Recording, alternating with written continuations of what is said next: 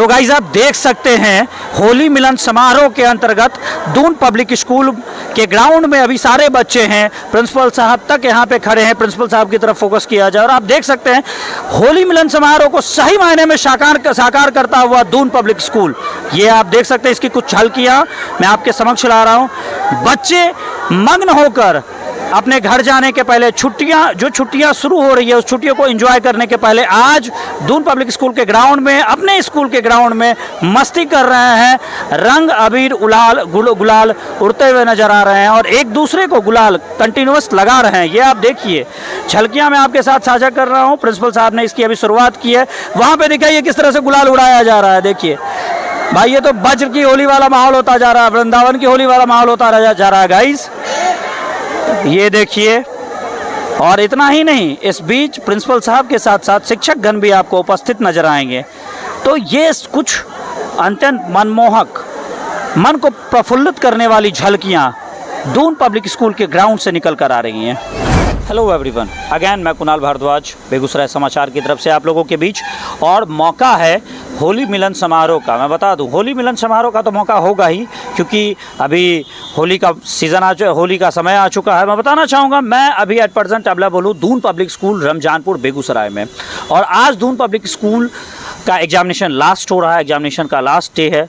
और इसी उपलक्ष्य में होली मिलन, चूँकि होली नज़दीक आ चुकी है, छुट्टियां होने वाली हैं, तो होली मिलन समारोह ऑर्गेनाइज़ किया गया दून पब्लिक स्कूल में। तो बेसिकली हम इस मौके पे पहुंच चुके हैं दून पब्लिक स्कूल, और कुछ खासियत, कुछ स्पेशलिटी भी आपके साथ साझा करना चाहूँगा। पहले थोड़ी सी इन्फॉर्मेशन दे दूँ। होली मिलन समारोह की तो झलकियाँ होंगी ही, साथ ही साथ कुछ खासियतें भी प्रिंसिपल सर के साथ जुड़कर साझा की जाएंगी आप लोगों के साथ, आप लोगों के बीच। लेकिन पहले मैं आपको बता दूँ, एक ऐसा स्कूल दून पब्लिक स्कूल जहाँ कह सकते हैं कि हमारे बिहार में अलग अलग डिस्ट्रिक्ट्स के बच्चे इसके छात्रावास में रह रहे हैं।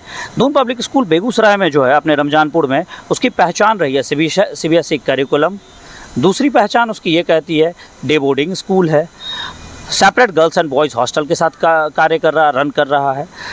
Third thing is that guys, Bihar का एक ऐसा स्कूल है जो वर्ल्ड क्लास स्कूल के गिनती में आता है। First time world class school की गिनती में यह आता है। And India's most futuristic and hi-tech school Doon public school Ramzanpur Begusarai. तो गाइस, हम अंदर चलेंगे, इससे जुड़ी हुई जानकारियाँ साझा करेंगे। और एक बात सबसे पहले बता दूँ, एक ऐसा स्कूल है जिसके हॉस्टल में विभिन्न सिटीज़ के, बिहार के विभिन्न सिटीज़ के बच्चे रह रहे हैं। पहला ऐसा स्कूल हो सकता है जहां विभिन्न सिटीज़ के बच्चे रह रहे हैं। अरवल के, किशनगंज के, सासाराम के, इवन पूर्णिया के, डिफरेंट सिटीज़ के बच्चे यहाँ पे हैं, विभिन्न सिटीज़ के बच्चे यहाँ पे हैं। तो समझने की ज़रूरत है कि क्या खासियत रही है हमारे दून पब्लिक स्कूल बेगूसराय की। और सबसे पहले ये भी बताना, सबसे पहले नहीं लेकिन मैं ये बताना चाहूँगा आपको कि हाई सोसाइटी से related families and middle class families, upper middle class family के लिए एक बेटर ऑप्शन है, बेहतरीन विकल्प है दून पब्लिक स्कूल। तो आइए अंदर चलते हैं। होली मिलन की झलकियां तो साझा करेंगे ही, प्रिंसिपल सर के साथ कुछ खास बातचीत स्कूल से संबंधित वो आपके साथ साझा करते हैं। आइए अंदर। सो फाइनली होली मिलन समारोह के उपरांत हम जुड़ चुके हैं प्रिंसिपल सर के साथ, और आप देख सकते हैं सर के चैम्बर में हम हैं अभी। सर ने हमें मौका दिया है इस होली मिलन समारोह को आपके साथ साझा करने का। साथ ही साथ हमें आज मौका मिला है दून पब्लिक स्कूल की जो खासियत है, जो स्पेशलिटीज़ है, उस पर बात करने का। तो हम चाहेंगे सर से कुछ, वैसा तो सवाल पूछने का हमें कोई हक नहीं, या कहें कि मैं उस लायक नहीं कि मैं सर से सवाल करूं, लेकिन अगर जब बात आती है इन्फॉर्मेशन को साझा करने की, तो मैं निरंतर लगातार आप लोगों के साथ कुछ ना कुछ शेयर करता हूं। सर, इसी इंटरव्यू के दौरान जो आपने हमें मौका दिया है, पहले तो आपका बहुत बहुत स्वागत है सर हमारे न्यूज़ एंड मीडिया प्लेटफॉर्म पर। और हम चाहेंगे कि आप कुछ शब्द हमें बताएं, और पहले अपना परिचय दें। मेरा नाम जीके सिंह, गणेश कुमार सिंह है। मैं इस विद्यालय का प्रधानाचार्य हूं, और मैं इस विद्यालय की सेवा स्थापना काल से ही कर रहा हूं। और आज मैंने इस विद्यालय में 11 बरस मैंने पूर्ण किया है। इस विद्यालय की स्थापना 2013 में हुई, और इस विद्यालय को ज्वाइन करने से पहले मैं सैनिक स्कूल नालंदा में सोशल साइंस का हेड ऑफ डिपार्टमेंट था, और वहाँ 8 बरस सर्विस के उपरांत मैंने इस विद्यालय को ज्वाइन किया। सर जब बात यह आती है, जैसा मैंने कहा कि मैं कुछ खासियत साझा करूंगा, तो ऑब्वियस सी बात है एक बेहतरीन विकल्प के रूप में हम साझा करना चाहेंगे दून पब्लिक स्कूल को। तो जब यह बात आती है कि कैसे एक बेहतरीन विकल्प, एक बेस्ट ऑप्शन है बेगूसराय ज़िले के आसपास दून पब्लिक स्कूल, हमें बताएं। ये बात अगर आप 2013 में पूछते तो वाजिब होता। आज इस विद्यालय ने 10 बरस पूरा कर लिया है और 11वें वर्ष की तरफ हैं, और कुछ दिनों में हम 11वां वर्ष भी पूर्ण करने जा रहे हैं। जो कही गई ना मुझसे वो ज़माना कह रहा है कि आज मतलब दावा करने की ज़रूरत नहीं है। आज इस विद्यालय ने इतने अल्प अवधि में, आज इस विद्यालय से पढ़े हुए बच्चे देश के सभी प्रतिष्ठित इंजीनियरिंग कॉलेज में हैं, और इस विद्यालय से पढ़े हुए बच्चे देश के अधिकांशतः प्रतिष्ठित मेडिकल कॉलेज में हैं, और कई बच्चों का नामांकन दिल्ली विश्वविद्यालय, बनारस विश्वविद्यालय और भी केंद्रीय विश्वविद्यालय में उनका नामांकन हुआ है, और वो अपनी शिक्षा पूर्ण कर रहे हैं। और आने वाले समय में इस विद्यालय से पढ़े हुए छात्र प्रशासनिक सेवाओं में भी अपना योगदान देंगे, क्योंकि अभी हमने 10 बरस ही पूरा किया है, और 2016 से इस विद्यालय के छात्र क्लास 10 की परीक्षा में बैठना शुरू किए हैं। और आने वाले समय में मुझे पूर्ण विश्वास है कि आज जिस तरह से हमारे बच्चे मेडिकल इंजीनियरिंग के क्षेत्र में जा रहे हैं, आने वाले समय में हमारे विद्यालय के बच्चे डिफरेंट रियल्म ऑफ लाइफ में जाएंगे और अपना वर्चस्व स्थापित करेंगे। सर एक सवाल कहीं ना कहीं उभर कर आता है, आपके प्लेटफॉर्म के अंडर यानी कि दून पब्लिक स्कूल के छत के नीचे श्री चैतन्य फाउंडेशन वर्क कर रहा है, उसकी स्पेशलिटी क्या है और बेसिकली श्री चैतन्य फाउंडेशन है क्या, हम ये जानना चाहेंगे आपसे। कई बार आप लोगों ने भी देखा कि पिछली बार पूरे राष्ट्र में ये चिंता देखी गई कि जो बच्चे कोटा जा रहे हैं उनमें कई बच्चों ने, लगभग 32 बच्चों ने आत्महत्या की। बच्चों पर अननेसेसरी कई प्रकार का दबाव रहता है। जो अभिभावक अपने बच्चों को कोटा या अन्य कई शहरों में भेजते हैं तो उनकी तैयारी पहले से उतनी अच्छी नहीं होती है, वो भीड़ का हिस्सा हो जाते हैं, उनकी सफलता का दर आप कहिए तो नगण्य ही होता है या काफ़ी कम होता है। तो हम लोगों ने ये देखा कि कोचिंग या जो बच्चे नीट या जी का एग्ज़ाम देना चाहते हैं तो उनकी तैयारी क्लास 6 के लेवल से ही हो। उनका फाउंडेशन ऐसा होना चाहिए, जो बच्चा दौड़ने लायक है वही बच्चा मैराथन का चैम्पियन हो सकता है। और दिन प्रतिदिन कंपटीशन जो है वो बढ़ती जा रही है। जैसा कि इसी साल आपने देखा कि 25 लाख स्टूडेंट ने नीट का फॉर्म भरा, मोर देन 25 लाख। तो ये साबित करता है कि दिन प्रतिदिन जो है कंपटीशन वो बढ़ता जा रहा है, तो उसकी तैयारी जो है काफ़ी पहले से करनी होगी, ताकि बच्चा अपीयरिंग ईयर में इस तरह के एग्ज़ाम को क्रैक कर पाए, क्वालिफाई हो पाए। धन्यवाद सर, आपने एक बहुत ही महत्वपूर्ण मुद्दे पे हमारे समाज के, हमारे जो समाज के की आम जनता है या हमारे जो व्यूअर्स हैं उनको आपने एक बहुत ही महत्वपूर्ण मुद्दे पे अपने विचार को साझा किया। और विचार ही नहीं साझा किया, जो समस्याएं आपने बताई सर, काफ़ी टाइम पहले हम भी साझा किया करते हैं। लगातार पिछले कुछ समय से मैं आईआईटी के कुछ एक इंस्टीट्यूट्स को, अपने बेगूसराय ज़िले में आईआईटी के कुछ एक इंस्टीट्यूट जो IITG और नीट का प्रिपरेशन करा रहे हैं, उनको बेटर ऑप्शन के रूप में मैंने आपके साथ साझा किया। वहाँ भी मुद्दा यही था, और आज प्रिंसिपल साहब ने अपनी मोहर लगाई है।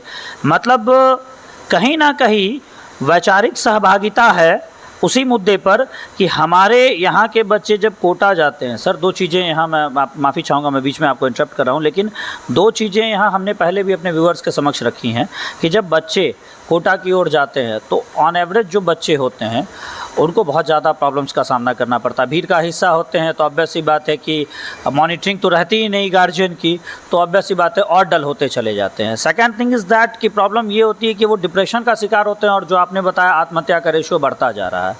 तो कहीं ना कहीं दून पब्लिक स्कूल के अंदर जो शुरुआत हुई है श्री चैतन्य फाउंडेशन की इस प्लेटफॉर्म के नीचे, वो एक बहुत ही बेटर ऑप्शन है। दून पब्लिक स्कूल से जो 10th करने के बाद जो स्टूडेंट IIT जी और नीट का प्रिपरेशन करना चाहते हैं या करने वाले हैं, उनके लिए एक बेहतर ऑप्शन है कि श्री चैतन्य फाउंडेशन जो दून पब्लिक स्कूल का ये एक हिस्सा है, उन्हें एक बेहतर ऑप्शन देता है। बाहर जाने की ज़रूरत ही नहीं है, वो ये यहीं पे सारे विकल्प आपको प्रोवाइड कर रहा है। चलिए सर, इसके साथ थोड़ा सा मैंने ज़्यादा खींच दिया, लेकिन मैं एक चीज़ आपसे और जानना चाहूँगा। हमारे यहाँ बेसिकली जो फैसिलिटीज़ की बात करते हैं, अभी तक तो हम अपने करिकुलम की स्पेशलिटी की बात कर रहे थे, बट इसके अलावे जो एमिनिटीज़ एंड फैसिलिटीज़ की बात करते हैं उसे थोड़ा सा डिस्क्राइब करें।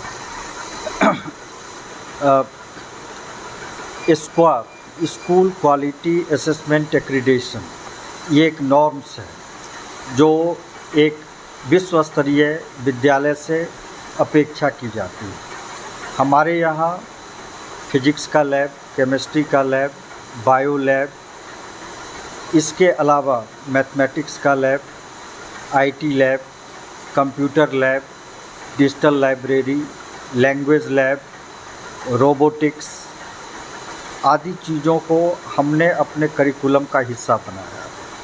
आज लोग आर्टिफिशियल इंटेलिजेंस की बात करते हैं। 2018 से ही हमने आर्टिफिशियल इंटेलिजेंस और कोडिंग को पाठ्यक्रम का हिस्सा बनाया। मैंने कई बार लोगों से इस बात को साझा किया है कि दुनिया काफ़ी तेज़ी से बदल रही है। आज जो बच्चा मेरे यहाँ 2024 में स्टैंडर्ड 1 में, वो बच्चा ग्रेजुएशन जब करेगा, जब ग्रेजुएशन वो करेगा तो उस समय 2043 से 45 में वो ग्रेजुएशन करेगा, तो 2045 की दुनिया कुछ अलग हो और उसकी तैयारी मुझे आज ही करनी है ताकि बदलते हुए दौर के साथ मेरा बच्चा जो है वो बदल पाए। तो उसकी चिंता आज ही करनी है, उसकी तैयारी आज ही करनी है। उसमें मेंटली उसको तैयार करना है, फिजिकली उसको तैयार करना है, टेक्निकली उसको तैयार करना है और स्पिरिचुअली उसको तैयार करना है। सर, आज के इस बदलते हुए ढांचे, मैं अब इस इंटरव्यू को अंतिम मोड़ पर ले जाना चाहूँगा। आज जो सामाजिक दबाव होता है बच्चों पर, पेरेंट्स पर भी सामाजिक दबाव बहुत ज़्यादा होता है, कुछ तो दिखावे का भी दबाव होता है, छलावे का भी दबाव होता है। तो इस बदलते परिवेश में सामाजिक ढांचे के बीच हमारे व्यूअर्स के लिए, उन पेरेंट्स के लिए आप क्या मैसेज देना चाहेंगे जो अपने बच्चे को एक क्वालिटी एजुकेशन देना चाहते हैं लेकिन कुछ चीज़ों को लेकर असफल रहे हैं? अभी जहाँ तक मेरा मानना है कि पूरे देश में अभी सबसे बड़ा चैलेंज जो है वो चैलेंज है मेंटल हेल्थ, मानसिक स्वास्थ्य। अभी 70% बच्चे अवसादग्रसित हैं और उनको मेंटल प्रॉब्लम है, जिस मेंटल प्रॉब्लम को हम रिकॉग्नाइज नहीं कर पा रहे हैं। कोविड के बाद, पोस्ट कोविड सिचुएशन और during the Covid lockdown period, बच्चों का मोबाइल फ़ोन से काफ़ी अधिक इंटरेक्शन बढ़ा है, जिसके कारण मैंने जो ऑब्ज़र्व किया है कि अधिकांशतः बच्चे ADHD, attention deficit hyper activity disorder से ग्रसित हैं। आज बच्चों की नींद पूरी नहीं हो रही है, वो बिना स्क्रीन के खाना नहीं खा रहे हैं और उनके स्वभाव में एक चिड़चिड़ापन आ गया है। अगर माँ बाप भी उनसे कुछ सवाल जवाब करते हैं तो उनका व्यवहार दूसरे तरीके का होता है और शिक्षकों से भी उनका व्यवहार जो है वो बदलता जा रहा है। तो ये सबसे बड़ा चैलेंज है कि मेंटल हेल्थ को कैसे सही किया जाए। अगर कोई इस तरह का कोई भी लक्षण शिक्षकों को, पेरेंट को अगर नज़र आए तो उन बच्चों को मोबाइल फ़ोन से दूर करने की ज़रूरत है। अगर मेंटल हेल्थ सही होगा तो बच्चे अच्छा करेंगे। बच्चों को प्रेरित करना चाहिए फिजिकल एक्सरसाइज के लिए, आउटडोर गेम के लिए, और जब उनका मानसिक स्वास्थ्य अच्छा होगा तो वही एक सभ्य नागरिक हो सकते हैं, वही एक अच्छा स्टूडेंट हो सकता है। मैंने तो देखा है कि पिछले 5 वर्षों में टॉप 20 यूपीएससी के जितने भी रैंकर्स हैं, सारे प्रतिभागियों में एक चीज़ जो मैंने कॉमन देखा कि सारे लोग एक चीज़ पे एक मत थे कि उन्होंने मोबाइल फ़ोन से दूरी बना के रखी, स्मार्टफोन से दूरी बना के रखी। ये सबसे बड़ा चैलेंज है समाज के लिए और पूरे शिक्षा जगत के लिए। अगर मानसिक स्वास्थ्य सही रहेगा तभी वो एक अच्छा स्टूडेंट हो सकता है, अच्छा टेक्नोक्रेट हो सकता है और अच्छा नागरिक।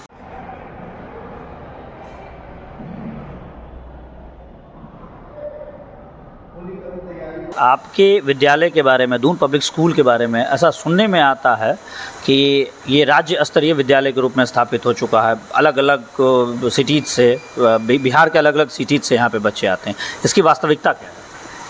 आज हमारे छात्रावास में, क्योंकि आपने देखा होगा कि विद्यालय का एक अपना पहुंच होता है। कुछ विद्यालय मोहल्ला आधारित होता है, कुछ विद्यालय शहर आधारित होता है। ये विद्यालय रमजानपुर में अवस्थित है। रमजानपुर में अवस्थित होने के बाद भी आज आप पाएंगे कि इस विद्यालय में बिहार के विभिन्न ज़िलों के बच्चे अपनी पढ़ाई कर रहे हैं। आउट ऑफ 38 डिस्ट्रिक्ट्स, लगभग 33 डिस्ट्रिक्ट्स के बच्चे इस विद्यालय के छात्रावास में रह रहे हैं। कोई किशनगंज से है तो कोई सिवान के भटनी से, सासाराम से, जहानाबाद से, अरवल से, भागलपुर से, मुजफ्फरपुर से, दरभंगा से, सहरसा से, सुपौल से, मधेपुरा से। तो आप इस तरह आप ये कह सकते हैं कि ये विद्यालय एक स्टेट लेवल का विद्यालय है, क्योंकि इस विद्यालय को फीड एक शहर नहीं कर रहा है, बिहार के कई शहरों से बच्चे हैं। यहाँ तक कि इस बार भी 5 बच्चों ने छात्रावास में एडमिशन लिया है। वो 5 बच्चे पटना के हैं। पटना स्टेट कैपिटल को छोड़ के वो बेगूसराय में अपने बच्चों का दाखिला लिया है। और उसके अलावा मैं एक चीज़ और आपके साथ शेयर करना चाहूँगा कि मेरे यहाँ गुड़गांव, फरीदाबाद, नोएडा के भी बच्चे हैं। They all are the NRB, non resident Bihari, लेकिन वो परमानेंटली वहीं पे रहते हैं, लेकिन वो उनकी पढ़ाई जो है यहाँ हो रही है। छुट्टी में भी वो फरीदाबाद जा रहे हैं, छुट्टी में भी वो नोएडा जा रहे हैं। और इसी साल एक बच्चे ने अगरतला से भी एडमिशन लिया है। तो इस तरह से इस विद्यालय की प्रसिद्धि जो है वो पूरे स्टेट में फैल रही है और पूरे प्रांत से बच्चे इस विद्यालय में नामांकन ले। तो एक बहुत ही बड़ा बदलाव और बहुत ही बड़े मैसेज की ओर, संदेश की ओर इशारा किया प्रिंसिपल साहब ने हमारे समक्ष और बेगूसराय समाचार की जनता, व्यूअर्स के समक्ष, जनता के समक्ष। सर, हमारे स्कॉलरशिप प्रोग्राम के बारे में भी थोड़ी सी जानकारी हमें प्रोवाइड करें। कुछ ऐसे बच्चे होते हैं जो मेधावी हैं और जिनके पास फ़ी देने की क्षमता नहीं होती है या जिनको कुछ आर्थिक सहायता की ज़रूरत है। तो वैसे मेधा को प्रोत्साहित करने के लिए विद्यालय प्रबंधन प्रत्येक वर्ष फरवरी के तीसरे सप्ताह में, तीसरे रविवार को एक स्कॉलरशिप टेस्ट का आयोजन करती है। उस टेस्ट में जो बच्चे शामिल होते हैं, अगर उनका प्राप्तांक 60 से ऊपर होता है तो ट्यूशन फ़ी में डिस्काउंट के रूप में उनको स्कॉलरशिप क्लास 12 तक विद्यालय के द्वारा दिया जाता है। चलिए, धन्यवाद सर। तो क्यों एक बेहतरीन विकल्प के रूप में, जो मैंने आपको शुरू में ही कहा था कि एक हाई सोसाइटीज़ के बच्चे या जो स्कॉलरशिप मेधावी छात्र हैं, मेरिटोरियस स्टूडेंट हैं, उनके लिए क्यों एक बेहतरीन विकल्प है, या अपर मिडिल क्लास फैमिली के लिए क्यों एक बेहतरीन विकल्प है दून पब्लिक स्कूल। इसकी जो खासियतें हैं वो सर ने हमारे साथ साझा की हैं। सर, फाइनली हमारे व्यूअर्स के लिए आप क्या कहना चाहेंगे बेगूसराय समाज और समाचार? आपका धन्यवाद जो हमारे पास आए और हमारी बातों को आप हम लोगों के बीच में ले जा रहे हैं। और आपको और सारे प्रदेशवासियों को होली की शुभकामना।